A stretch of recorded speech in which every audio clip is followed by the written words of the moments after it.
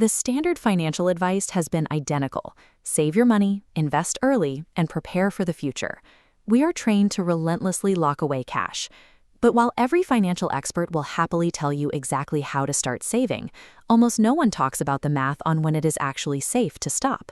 Because there is a specific, measurable point where endlessly piling up money stops securing your future and actually begins costing you the best years of your life. Before you even consider hitting the brakes on your savings rate, you need a solid foundation. There are 3 non-negotiable baseline metrics you have to lock in first.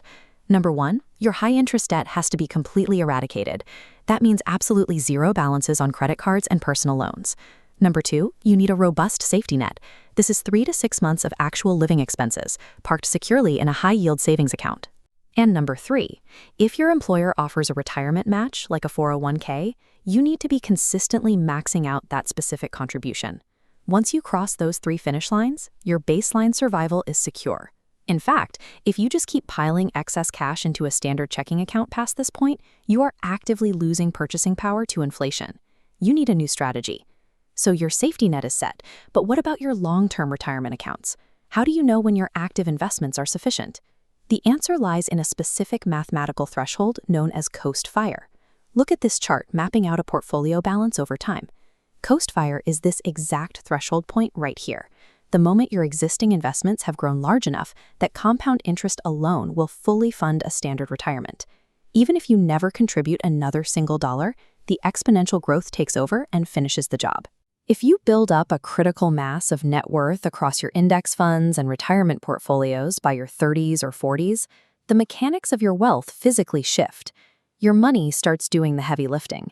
At a certain scale, the couple $100s you manage to squeeze out of your monthly paycheck pales in comparison to what the market generates on a random Tuesday.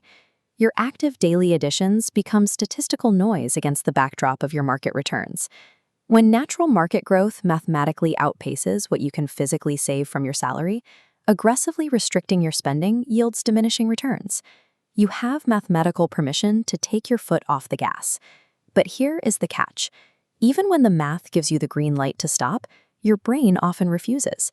If you spend 20 years training yourself to ruthlessly save and invest, you build a powerful scarcity mindset.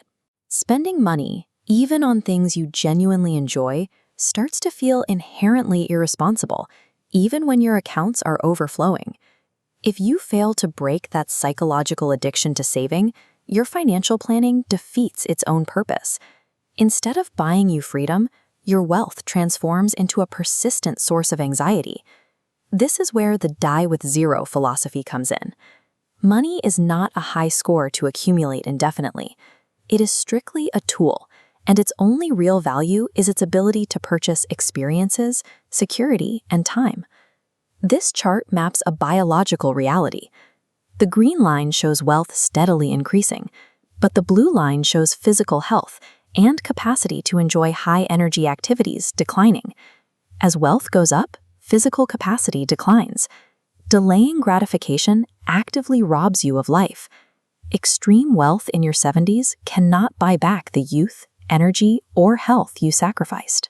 Once your survival baseline is secure and your coast fire math guarantees your future, you need to shift your mindset from accumulating wealth to allocating wealth toward a life you actually love. What is your personal milestone to stop saving? Let me know in the comments below. Hit that subscribe button for more realistic financial advice, and we'll see you in the next video.